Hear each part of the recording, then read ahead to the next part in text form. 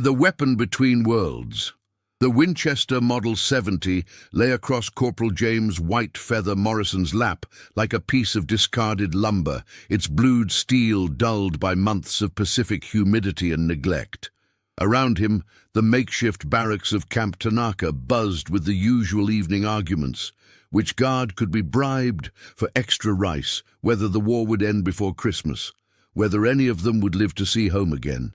Morrison ran his fingers along the rifle's bolt, feeling the grit that had accumulated since his capture at Wake Island 8 months earlier. The Japanese had kept his weapon as a curiosity, a trophy from the American sniper who had held Hill 203 for 6 days before the final assault overwhelmed his position. Now, it served as Lieutenant Yamamoto's conversation piece, displayed in the camp commandant's office like a museum artifact. But today, something had changed. Yamamoto had walked into the barracks and simply placed the rifle in Morrison's hands. "Your tool," Yamamoto said in careful English, his voice carrying an odd mixture of respect and challenge. "Tomorrow, you show me this American patience you speak of always." The other prisoners looked up from their evening rituals, mending clothes, writing letters they'd never send, staring at nothing. Sergeant Murphy, a tank commander from the Philippines, shook his head. "Jimmy, what the hell did you tell him?" Morrison's mind drifted back to the conversation that had started this. 3 days earlier, during one of Yamamoto's irregular visits to interrogate prisoners about American tactics, the lieutenant had grown frustrated with what he saw as typical American boasting. Morrison had been describing his pre-war hunting trips in Montana, trying to explain the concept of persistence hunting, of waiting hours for the perfect shot. Yamamoto had dismissed it as fantasy. "American soldiers, they have no patience," the lieutenant had declared. "You fight like children, loud, wasteful, always hurrying. This is why you lose." Morrison had felt something ignite in his chest, not anger exactly, but a quiet determination that reminded him of those long mornings in the Bitterroot Mountains.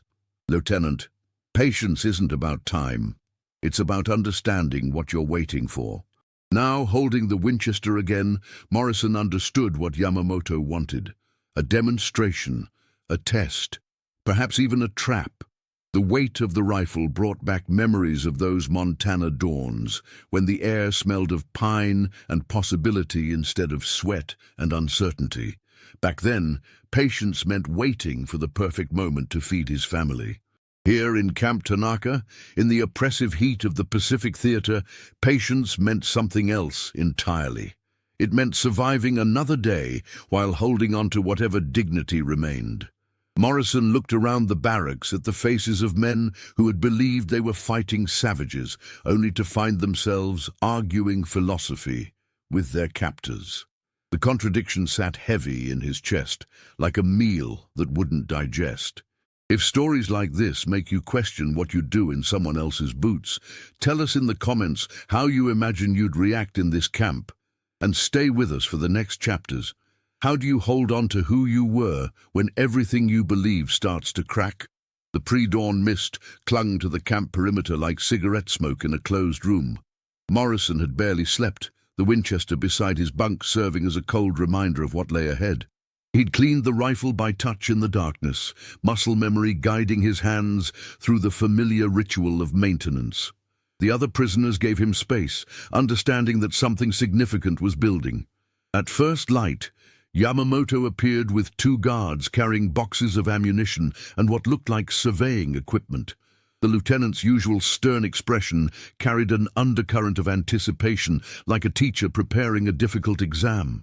"You have eaten?" Yamamoto asked, noting Morrison's untouched breakfast ration. "Not hungry," Morrison replied, though his stomach had been empty since yesterday's watery soup. "Eat," Yamamoto commanded, pushing the tin plate closer. "Today requires strength." The rice was better than usual, mixed with small pieces of fish that tasted of the sea Morrison hadn't seen since his capture.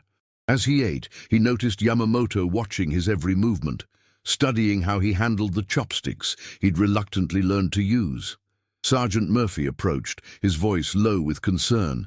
Jimmy, you sure about this? Could be they're setting you up for something worse than target practice. Morrison had considered the same possibility through the long night.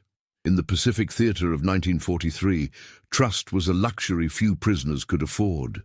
But something in Yamamoto's demeanor suggested this was about more than humiliation or punishment. "Remember what they told us in training?" Morrison asked. "Know your enemy. Maybe it's time they got to know us too." The other prisoners gathered as Morrison prepared to leave.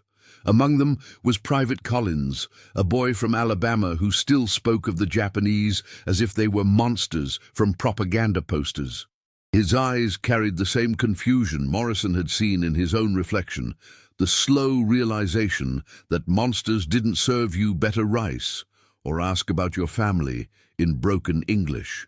Dr. Nakamura, the camp's medical officer, stopped Morrison at the door. The doctor had treated Morrison's infected wound from Hill 203 with the same careful attention he gave the Japanese soldiers. His presence here seemed intentional. "Your demonstration today," the doctor said in precise English, "it will be observed by many eyes. Choose your words as carefully as your targets." The warning was clear. Success or failure would echo beyond this morning's exercise. Morrison nodded, understanding that he carried more than his own fate to the ridge overlooking Camp Tanaka. Outside, 6 other prisoners had been selected as witnesses. Men from different units, different backgrounds, all sharing the same bewildered expression of soldiers whose certainties had been slowly eroded by months of unexpected humanity from their captors. The morning air carried the scent of cooking fires and distant rain, a reminder that life continued beyond the barbed wire, indifferent to the small drama about to unfold. The terrain beyond Camp Tanaka's perimeter revealed itself as they climbed. Dense jungle, giving way to rocky outcroppings, with sightlines that shifted constantly as morning mist rose from the valley below. Yamamoto had chosen this location carefully, Morrison realized. Every angle offered a different challenge, a new test of patience and skill.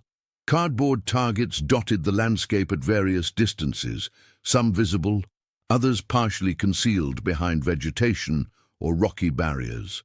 Yamamoto explained the conditions as they reached the shooting position. 12 rounds, miss more than 2 targets, and the entire barracks would lose their evening meal for a week. Success would bring double rations for 3 days. "But there is more," Yamamoto said, consulting a small notebook. "You will call each shot before taking it. Explain your reasoning. Show me this American patience you claim to possess."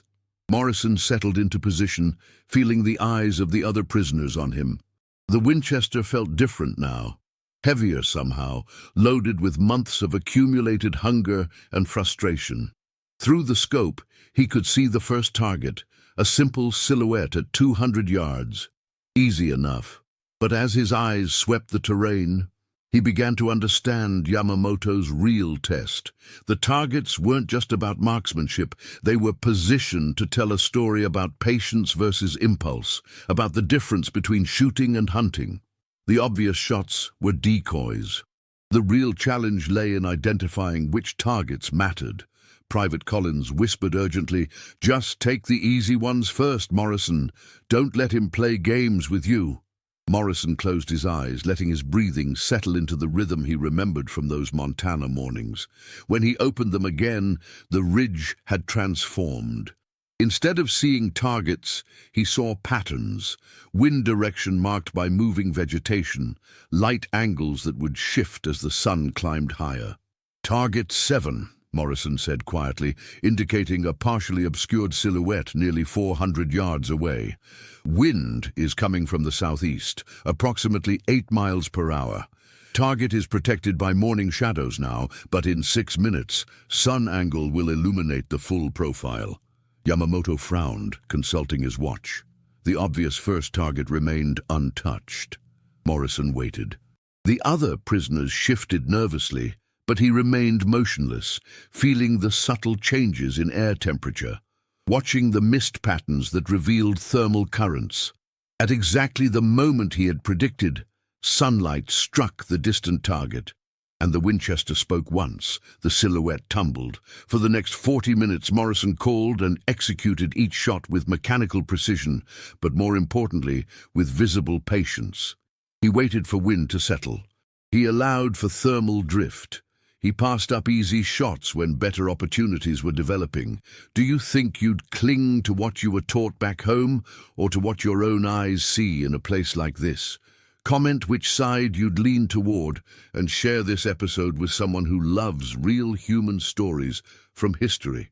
When certainty becomes a luxury you can no longer afford, what fills the empty space? 11 of 12 rounds had found their marks when Morrison finally lowered the Winchester. The single miss had been deliberate. A shot he had called impossible due to crosswind, taken only to demonstrate the limits of the possible. Yamamoto stood silent for a long moment, studying the distant targets through binoculars. When he finally spoke, his voice carried a different tone entirely. "This patience," he said slowly. "It is not American or Japanese. It is something else." The march back to camp passed in contemplative silence. Morrison noticed how the other prisoners looked at him differently now, not with the usual camaraderie of shared suffering, but with a mixture of respect and uncertainty. He had done something that transcended their understanding of captivity and resistance. In the days that followed, Morrison discovered that word of the demonstration had spread throughout Camp Tanaka. Guards who had previously ignored the prisoners now nodded respectfully when they passed. The promised extra rations never materialized. Administrative complications, Yamamoto explained with obvious embarrassment. But something more valuable had been exchanged on that ridge. Yamamoto began visiting the barracks more frequently, not to interrogate, but to listen.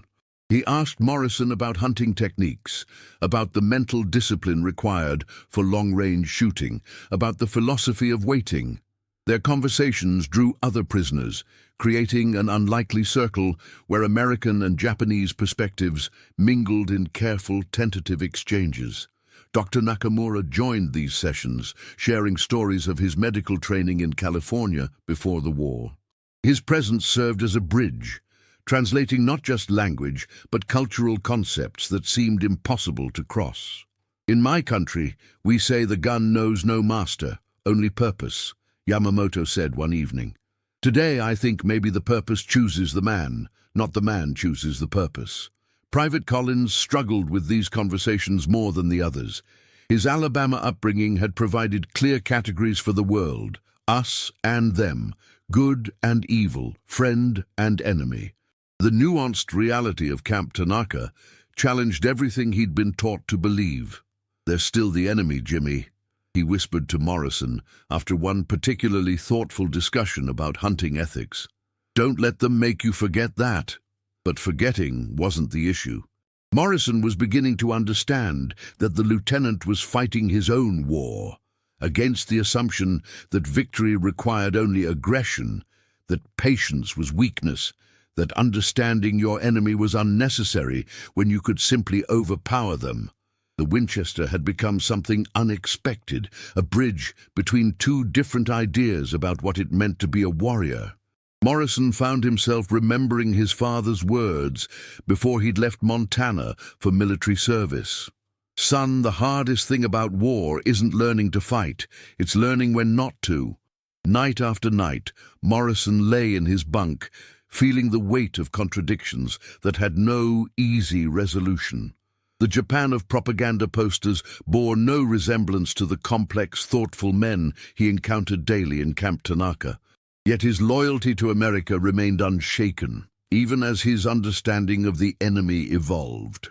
6 weeks after the demonstration, Morrison discovered that Yamamoto had been keeping a detailed journal of their conversations.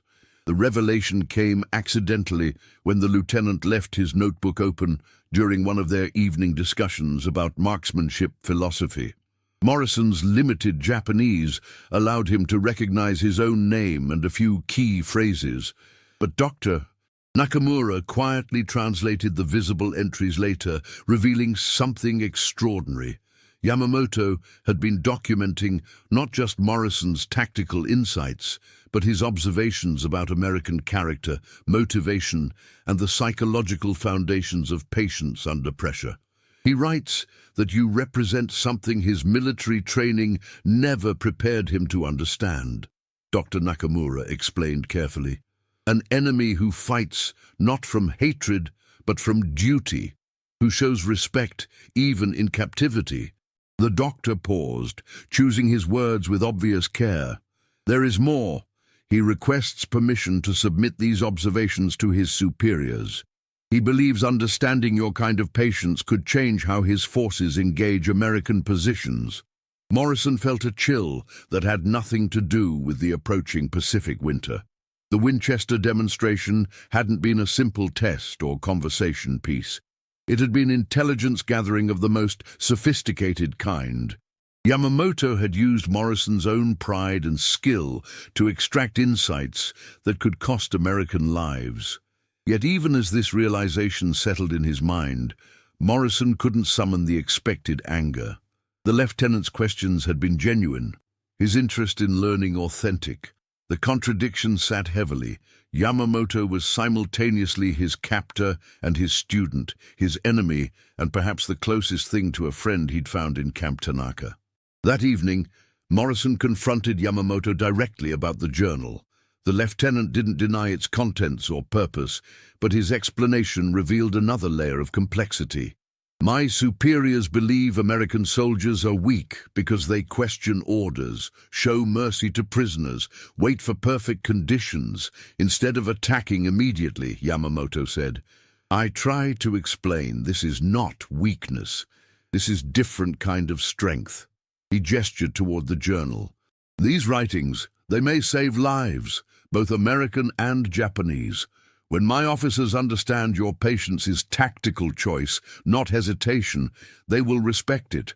They will prepare differently. Morrison understood the terrible logic.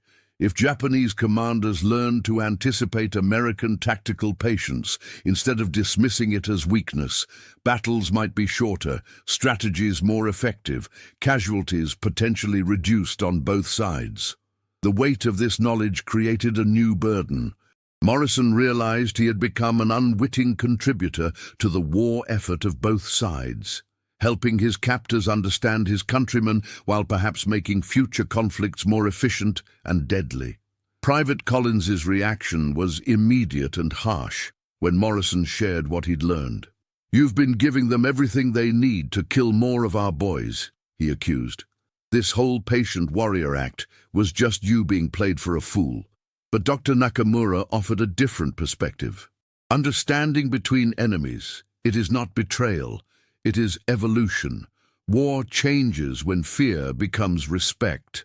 Liberation came 6 months later, with the distant thunder of Allied naval guns and the sudden departure of most Japanese personnel from Camp Tanaka. In the confusion of those final days, Morrison learned that Yamamoto had been reassigned weeks earlier, reportedly for spending too much time talking with prisoners instead of managing them effectively. The Winchester was never returned. Morrison assumed it had been lost in the chaos of the camp's evacuation, just another casualty of war's administrative confusion. Only later did he discover that Yamamoto had specifically requested to keep the rifle, not as a trophy, but as what he called a reminder of possibility. The American forces that liberated Camp Tanaka found prisoners who didn't fit the expected narrative of suffering and brutality. Morrison and the others had stories that complicated the simple categories of victim and oppressor, stories that their debriefers struggled to process and file in the appropriate reports. What exactly happened here? A young intelligence officer asked Morrison during his post-liberation interview. These conditions, these relationships you describe, they don't match what we know about Japanese prison camps. Morrison found himself unable to explain the complexity of months spent learning patience from an enemy who had shown him unexpected respect. How could he describe conversations about hunting philosophy with men who were simultaneously his captors and his teachers? How could he convey the strange dignity that had emerged when people tried to understand each other across impossible distances? Private Collins chose silence, sticking to basic facts, captured, imprisoned, liberated. He never spoke of Dr. Nakamura's medical care or Yamamoto's philosophical questions. For him, survival meant preserving the clear boundaries that Camp Tanaka had blurred. Morrison returned to Montana with a different burden. At family dinners, when relatives asked about his war experience, he found himself editing the truth, sharing only the parts that fit their expectations of heroism and suffering. The conversations about patience and respect, the mutual learning that had occurred across enemy lines, these stories had no place in a narrative that required clear heroes and villains. Decades later, Morrison would tell his grandchildren about the Ridge, about the Japanese officer who wanted to understand American patience, about the morning when a hunting rifle became something larger than a weapon. He never spoke about winning or losing, about enemies or allies.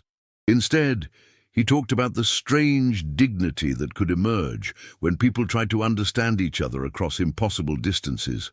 He would describe the weight of the Winchester in his hands, not as a tool of war, but as a bridge between two different ideas about what it meant to be a warrior. And he would always end these stories with the same quiet observation. Sometimes, the most important shots are the ones you choose not to take. If this story reminded you that even in the darkest times, small acts of humanity still matter, subscribe to the channel, tell us which country you watch from, and invite someone to revisit history with us in the next story. What becomes of understanding when the war ends, but the questions remain?